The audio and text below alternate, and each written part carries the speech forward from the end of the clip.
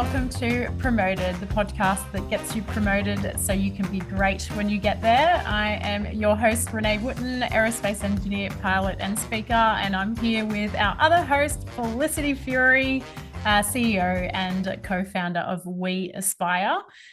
Felicity, how are you today and where are you calling from? One year, Renee. I'm calling from Gubby Gubby country here on the beautiful Sunshine Coast. I'm loving our cool, crisp, fresh mornings and beautiful sunshine as we come into winter. How are you? Where are you calling in from today? Oh, amazing. It is actually so chilly at the moment. I'm calling from Burragam Lands. I'm in Toowoomba on the Great Dividing Range, beautiful mountain weather. But yes, it is cooling down. I'm in my office space at the moment. My fingers are frozen. So the heating is going to be turning on very shortly, which I'm scared to press the button because then we have 3 months of just chilliness ahead of us. So today we are speaking through a really important topic. It's how we lead a team and all of the pieces that kind of come into leading a team. So in today's session, we really want to kind of broach some high level topics. We might look into doing a bit of a deep dive on each of them, but this is really just, you get your PD and there's a lot of technical kind of project deliverables, but then how do you actually lead a team? And when you're thinking about stepping into a manager role, you've got that great promotion that we're here to help you get. What's the next step? How do you think about every day turning up and leading your team in the right way? Felicity, I might start with you. You've had phenomenal experience leading teams in the past. You've built incredible businesses to help others. What do you think about when you think about leading a team? The first thing that comes to mind for me is what's the purpose?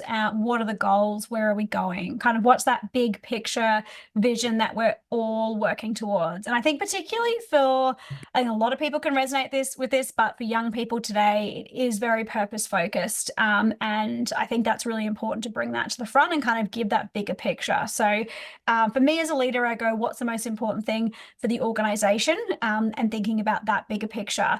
And then that kind of spills down to, what's my piece and what's my role in that? And then what are the goals and motivators for each individual person? So whenever I'm jumping into a new team, onboarding people into the new team, that's the place of the conversation that I start is, okay, let's put the PD aside. Let's put aside the organization for a second. Who are you and what's important to you? What are your drivers? And so some people will say to me, look, I'm not sure what those are. And you go, great, okay, that's the first thing for us to work out and work together. And for me as a leader, that really helps guide my team, because if someone says, just thinking of a recent conversation, they said to me that they were focused on, they want to develop themselves as a leader. Okay, great. That's what you want to do. Okay, how can I tie back what we're working on within the team to helping them be a better leader? And then you've got that drive and motivation for that person. I really feel as one of my jobs as a leader is to bring out the best in people and actually help them work towards their goals. And that context and that framing, I think, sets the direction for your work together. And I'll just give one example as well on context, because I think it's a really, really key piece in this. So there's a man and he walks past a construction site, and there's a man there and he's building a wall, and he says, "What are you doing?" And he goes, "I'm laying bricks." He continues along the wall. There's another bricklayer, and he says, "Hey, what are you doing?" And he said, "I'm building a wall." It's like, "Oh, okay, cool." And he goes along, and then there's a third person who's working on the same wall, and he says, "What are you doing?" And he says, "I'm building a cathedral." And that framing and that context is so powerful and can really shift people's motivation and their direction. So I think that's the first place that I'd start. And then everything else that you just mentioned, which I think is fantastic, kind of builds towards that, giving them feedback, setting out a plan. Love to know what you think, Renee. Maybe you've got something different. I'm not sure. Tell me, how do you think about it? Yeah, absolutely. I think that you've hit the nail on the head in terms of, providing real clarity around, hey, you've got a position description and this is how we're going to break it down. This is how we're going to go about achieving it.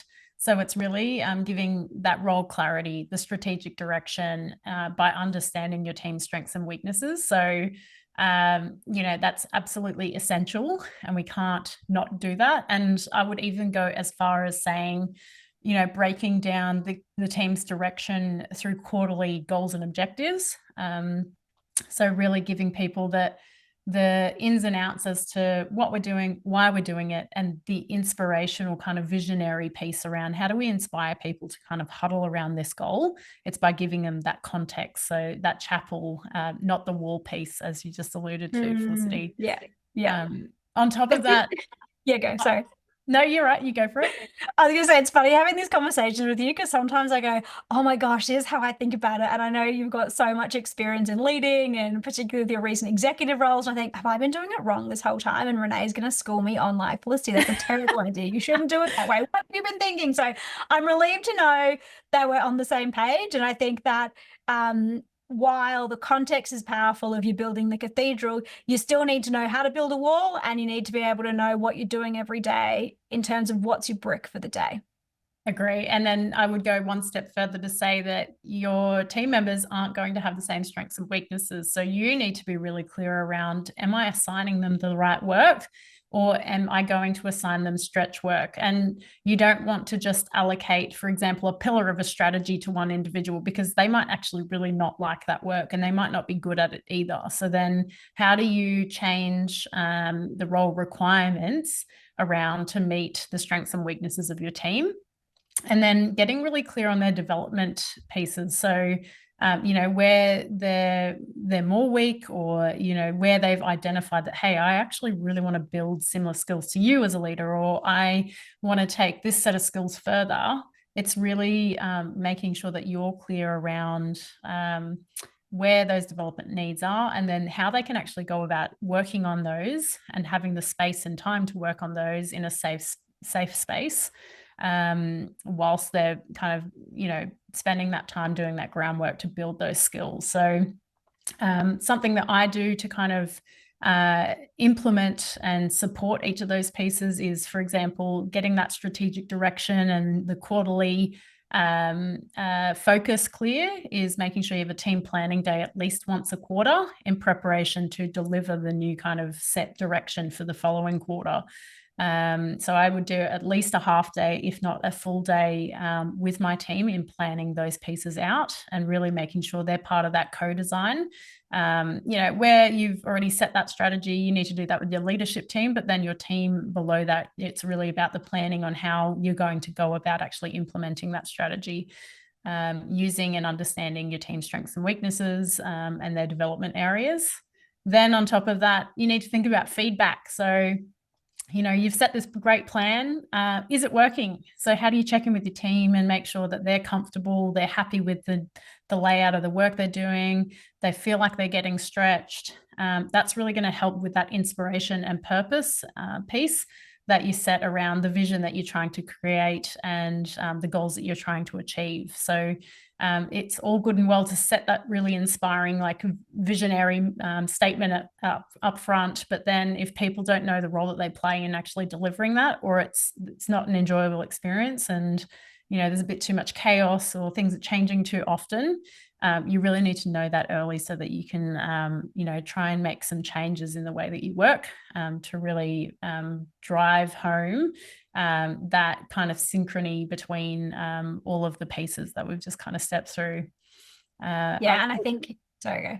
Oh no, you're right. Go for it. I think one piece in that too is that sometimes work is boring and you just got to get it done. Even this week we were doing these applications and I was procrastinating about it. I didn't want to do it, but we thought about what's the bigger goal, what's the bigger vision here for the organization, the business, and why we're doing it. And I, okay, cool, I'll get in and do the boring work. And sometimes the work is boring, and so but it's just got to be done. And so I think having that that piece, like you said, Renee, of what are those like tactical things that feed into that bigger strategy is really powerful. And I think you highlighted a really great point there around, I kind of think about it like, what's the rhythm of the team?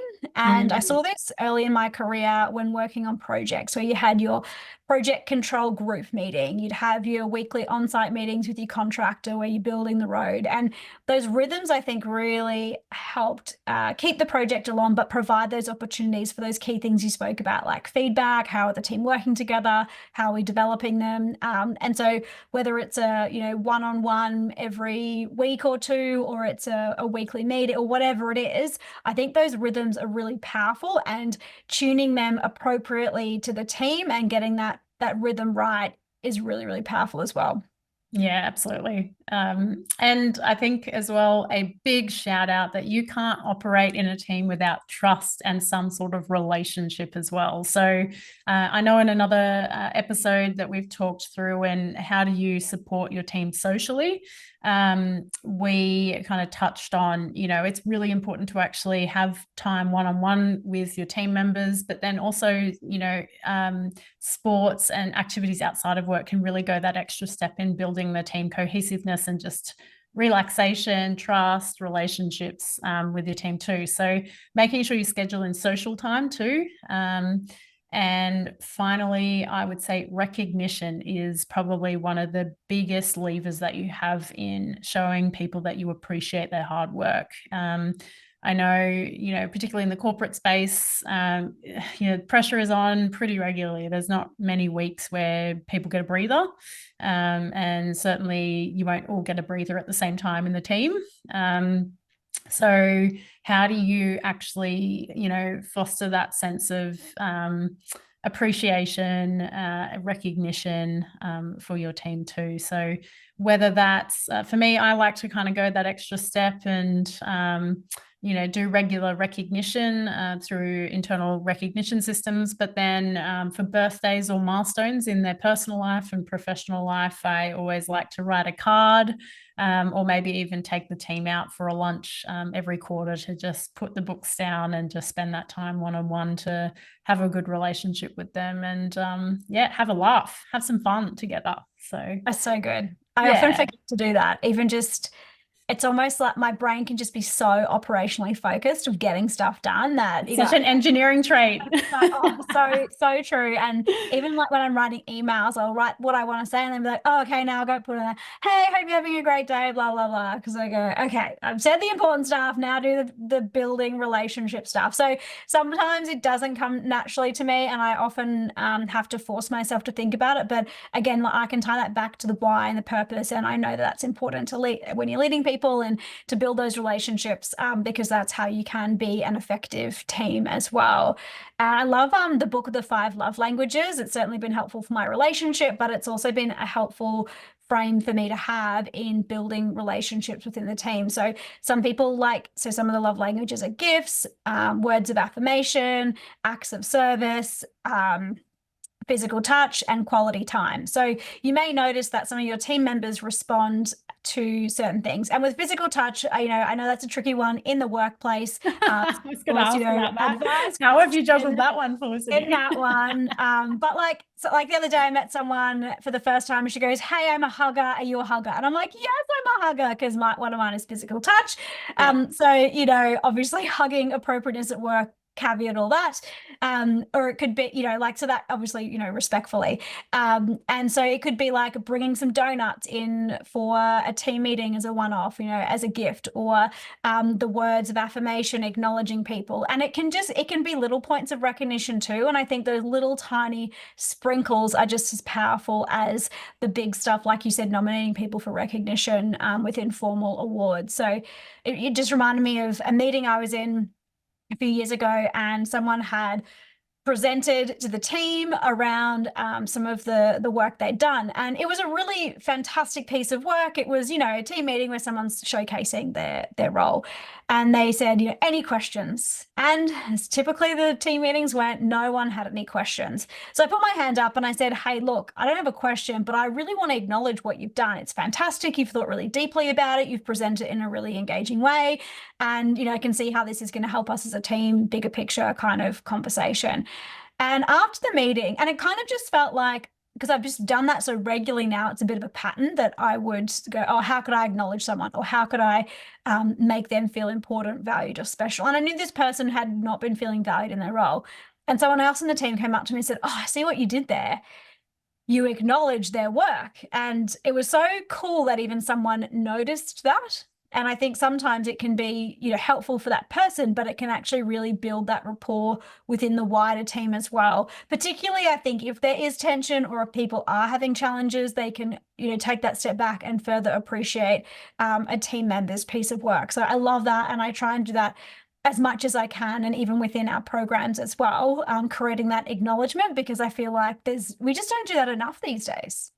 Yeah, absolutely. I couldn't agree more with you. And actually, this kind of leads me back to the great episode we did on how we promote people and how you speak about people when they're not in the room versus how you speak about them when they're in the room. And that really is really supporting your team members. It's promoting them in such a positive light. And what that does is it really amplifies, first of all, that you have acknowledged that work, that they feel appreciated for doing that hard work.